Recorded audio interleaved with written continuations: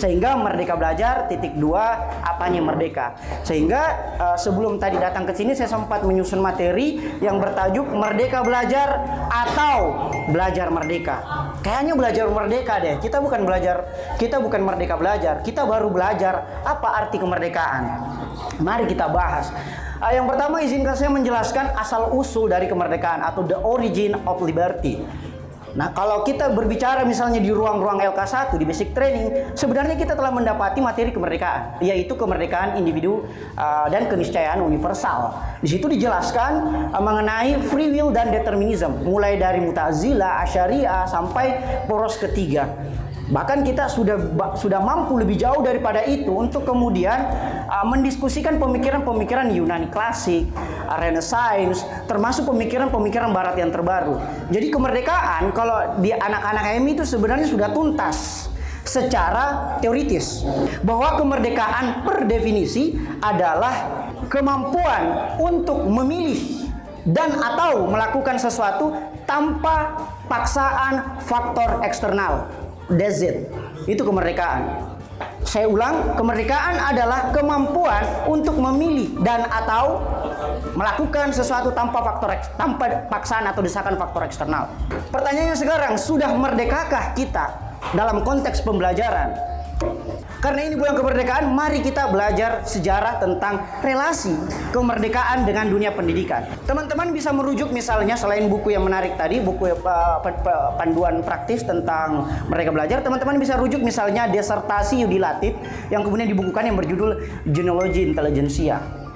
Nah, Yudi Latif PhD menjelaskan betapa pendidikan itu atau genealogi itu, relasi pendidikan dan kuasa itu membawa serta kesadaran berbangsa dan bernegara atau nation state.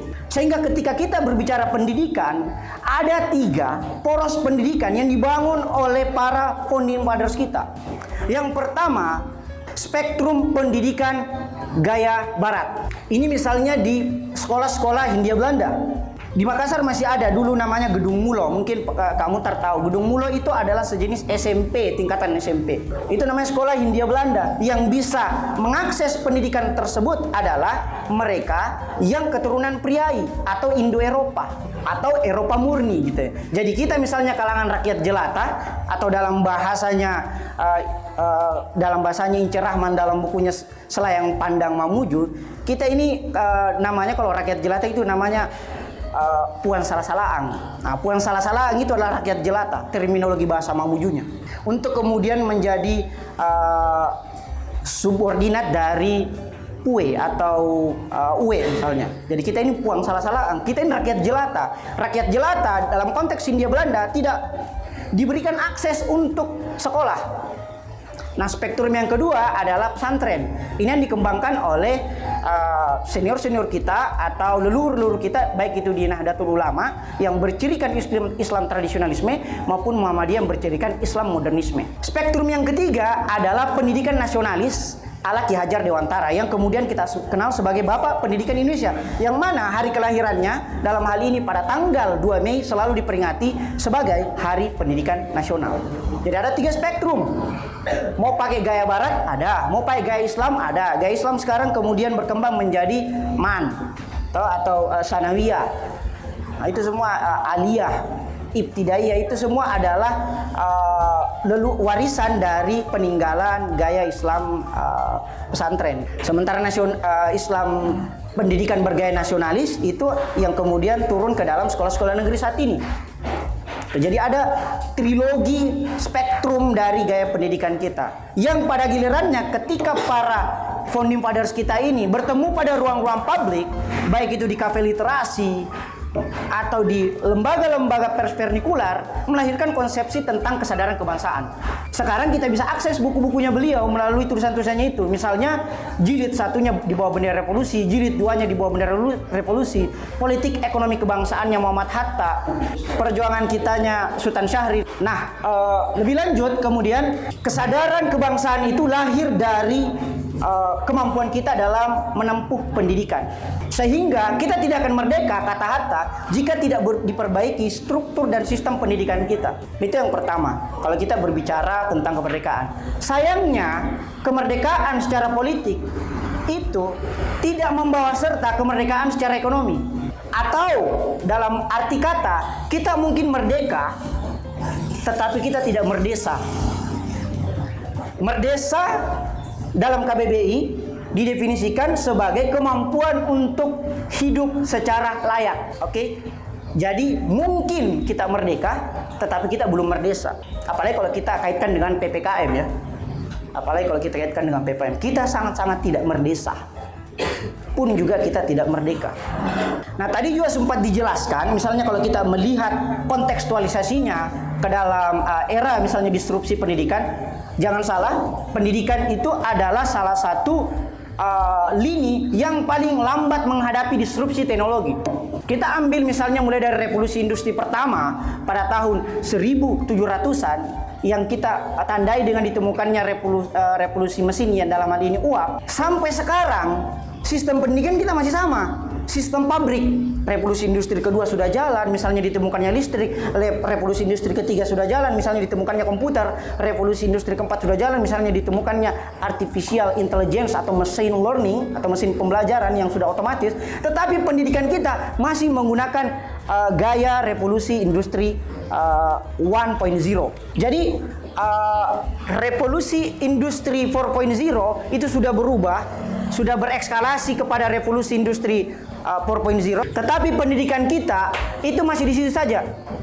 Pendidikan kita masih sistem pabrik. Contoh, sistem pabriknya pendidikan kita adalah masih teacher based learning. Masih kita dengarkan satu pimpinan, kemudian ketika bunyi bel kita keluar semua, ada waktunya dan sebagainya. Tidak ada kemerdekaan dalam situ, dalam menentukan bidang apa yang kemudian kita geluti. I'm sorry misalnya kalau saya mengoreksi pendapatnya Nadiem bahwa pemilihan 8 kompilasi itu merupakan kemerdekaan, definisi dari kemerdekaan. Karena ada beberapa tipologi kecerdasan yang belum diakomodasi dalam 8 kompilasi pilihan itu. Ada beberapa. Jadi 8 kompilasi itu, untuk saya ulangi, kemudian ada 1 proyek independen. Ini yang paling berbeda mungkin. Selebihnya itu nyaris sudah ada sebelumnya. Jadi tidak ada yang baru dalam 8 kompilasi itu, dalam 8 pilihan itu. Yang berbeda mungkin cuma proyek independen ini. Nah, ketujuhnya tadi sudah dijelaskan oleh Kamutar, yaitu ada proyek di desa atau KKN, sudah pernah ada. Kemudian magang di industrial, sudah pernah ada. KKN yang magang misalnya di kantor-kantor atau di pabrik-pabrik. Proyek kemanusiaan, ya mungkin ini relatif baru. Proyek itu tentang bagaimana orang-orang yang relawan, ini paling banyak di latar belakang, background yang berlatar belakang keilmuan medis. Ada lagi wirausaha, ini juga relatif baru, wirausaha. Yang kemudian 2 semester itu nanti dikonversi menjadi 40 SKS. Ada lagi riset, baik riset di lembaga penelitian swasta maupun yang dibackingi oleh pemerintah. Ada lagi kuliah di universitas lain atau pertukaran pelajar baik di luar negeri maupun dalam negeri. Ini juga sudah pernah ada. Jadi yang pure murni baru cuma proyek independen. Proyek independen untuk kemudian kita terjemahkan adalah kegiatan yang mana teman-teman menekuni studinya dalam mengembangkan minat dan bakat. Contoh misalnya podcast. Bagi teman-teman misalnya yang suka berdiskusi, bisa mengembangkan podcast yang bisa dikonversi menjadi 21-an SKS kalau 1 semester. Jadi 3 semester itu, 2 semesternya itu teman-teman bisa pilih 8 pilihan tersebut, 8 opsi tersebut. Satunya adalah kuliah di fakultas lain, di universitas yang sama, supaya lebih memperluas hasanah keilmuan teman-teman. Nah, nanti di akhir kita akan memberikan rekomendasi terhadap 8 kompilasi ini atau 8 pilihan ini. Nah, sayangnya seperti kata Kamutar tadi, laju perkembangan pendidikan kita itu selalu tertati-tati menghadapi disrupsi teknologi. Jadi teknologi itu berkembang secara eksponensial, 1, 2, 4, 8, 16, 32, 64 dan seterusnya. Sementara pendidikan kita kalau bukan berjalan di tempat hanya berjalan secara linear, 1, 2, 3, 4, 5, 6, 7, 8, sehingga kita ketinggalan. Sangat-sangat ketinggalan. Untuk membuktikan ketertinggalannya, kita masih menggunakan pola pendidikan orang-orang tua kita. Padahal sabda Sayyidina Ali karramallahu wajhahu, didiklah anakmu sesuai dengan konteks zamannya. Contoh, dulu saya ingat sekali kata orang tua, sekolah ke SD yang baik, nah supaya nanti bisa kok dapat SMP yang baik. Dalam hal ini di Mamuju SMP 2. SMP kau yang baik nak, supaya nanti bisa kau SMA, dapat kau SMA yang baik. SMA kau yang baik nak, supaya nanti bisa kau kuliah di kampus yang baik. Kuliah kau yang baik nak, supaya dapat kau tempat kerja yang baik. Begitu seterusnya sampai kepada pilihan atau preferensi seksual atau bahkan jodoh kita. Karena pekerjaan itu menentukan sama siapa kita juga nanti menikah. Singkatnya bahwa pendidikan kita itu menentukan pilihan hidup kita. Jadi jangan sembarang menempuh pendidikan. Karena dia akan kemudian mengkerangkeng pilihan-pilihan hidupnya teman-teman nanti ke depan. Bahkan kalau kita mau melakukan study case terhadap sistem pendidikan kita, seluruh tridharma termasuk fungsi kemahasiswaan itu tidak berjalan secara baik. Mulai dari pendidikan, penelitian, pengabdian, mulai dari agent of change, social control sampai moral force. Teman-teman bisa merujuk misalnya buku yang sangat menarik dari Tom Nichols yang berjudul The Death of Expertise. Bahasa Indonesianya matinya kepakaran. Nah, di resensi saya jelaskan bahwa momen-momen terpenting hidup kita itu adalah ketika kita kuliah atau katakanlah usia pemuda 16 sampai 30 tahun berdasarkan Undang-Undang Kepemudaan tahun 2009. Sayangnya momen emas tersebut yaitu ketika kita kuliah dalam hal ini S1 itu terenggut oleh sempitnya pilihan-pilihan karir yang bisa kita capai, sempitnya pilihan-pilihan keilmuan yang bisa kita capai. Silakan teman-teman sebutkan, you name it, atau please mention satu jenis kriminalitas yang tidak ada dalam pendidikan kita. I'm sorry to say, copy paste ada, titip absen ada.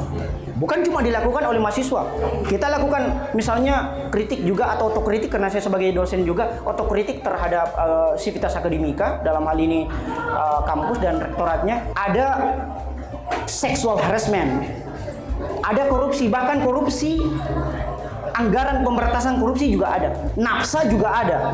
Padahal ini generasi emas, momen-momen emas kita harus tumbuh dan berkembang. Bahkan kalau kita merujuk misalnya teori 10.000 jamnya Malcolm Gladwell, kita tidak akan mendapatkan kepakaran apa-apa dalam S1.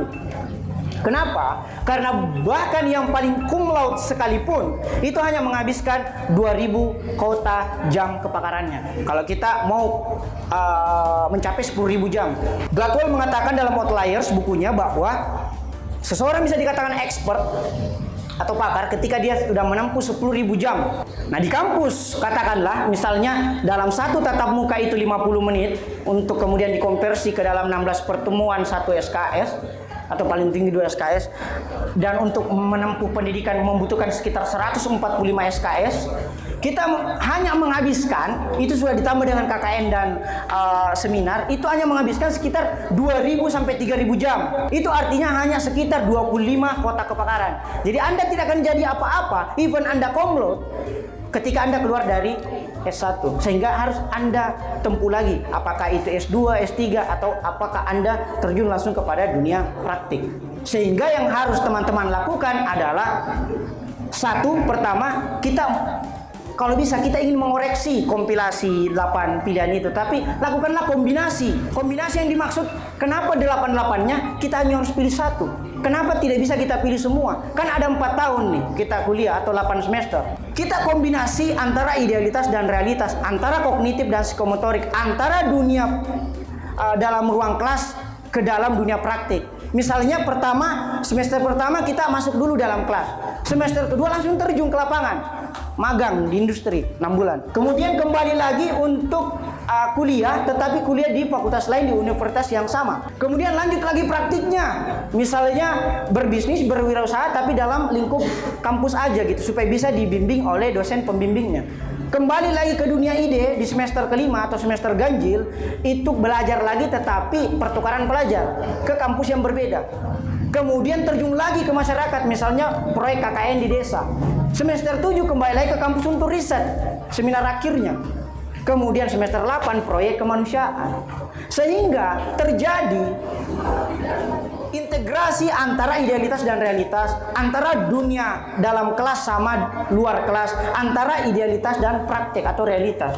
Jadi tidak ada lagi dibilang gap antara apa yang cetakan kampus hasilkan dengan kebutuhan industri. Dan satu hal kita harus merubah, misalnya kalau teman-teman baca bukunya pendirinya Mizan, Haidar Bagir, memulihkan sekolah memulihkan manusia, di situ dijelaskan bahwa sistem pendidikan kita terlalu industrial sentris atau berparadigma industrial. Kita tidak ke kampus untuk diterima menjadi tenaga kerja. Kita ke kampus untuk merdeka.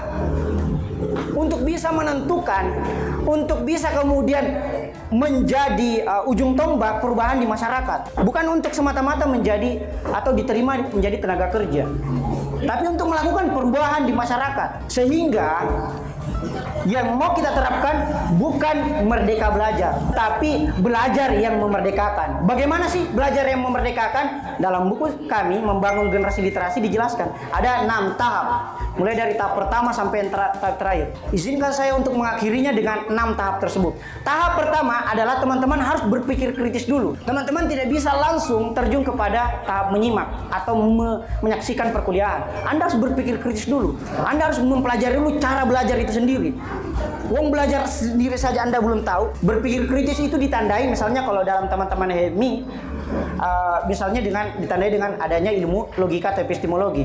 Mulai dari apa itu ilmu pengetahuan, apa itu alat pengetahuan, sampai kepada kausalitas dan non-kontradiksi. Baru kemudian kita terjun kepada dunia kuliah atau menyimak. Karena kalau Anda langsung menyimak, Anda belum mengetahui indikator benar salahnya sesuatu atau neraca pengetahuan, supaya terjadi dialektika antara pengajar dan yang diajar. Kan pengajar pun juga sementara belajar. Setelah Anda menyimak, Anda kemudian lanjutkan dengan membaca. Tahap ketiga, Anda harus membaca, karena kalau Anda tidak membaca, Anda selesai. Membaca itu bukan mengkonsumsi pengetahuan, kata Paul Freire. Membaca itu adalah mereproduksi pengetahuan-pengetahuan baru. That's why kenapa kita meresensi buku. Yang keempat, setelah Anda membaca, menulis. Teman-teman tuliskan gagasan teman-teman, bukan copy paste, bukan resume, tapi menulis gagasannya teman-teman. Yang kelima, baru Anda mengajar. Mengajarkan apa yang telah Anda baca, apa yang telah Anda tulis. Baru yang terakhir, Anda sampai kepada tahap terdidik. Jadi 3 tahap pertama adalah tahap dididik, 2 tahap kedua adalah tahap mendidik, dan tahap ujung tombak dari pendidikan adalah tahap terdidik. Yaitu ketika seluruh tindakan Anda menjadi sumber pendidikan itu sendiri. Sebagaimana suri teladan kita, yaitu Rasulullah SAW. Bahwa beliau itu belum mengajar kalau belum mempraktekkan. Dia tidak memerintahkan sholat kalau dia sendiri belum sholat.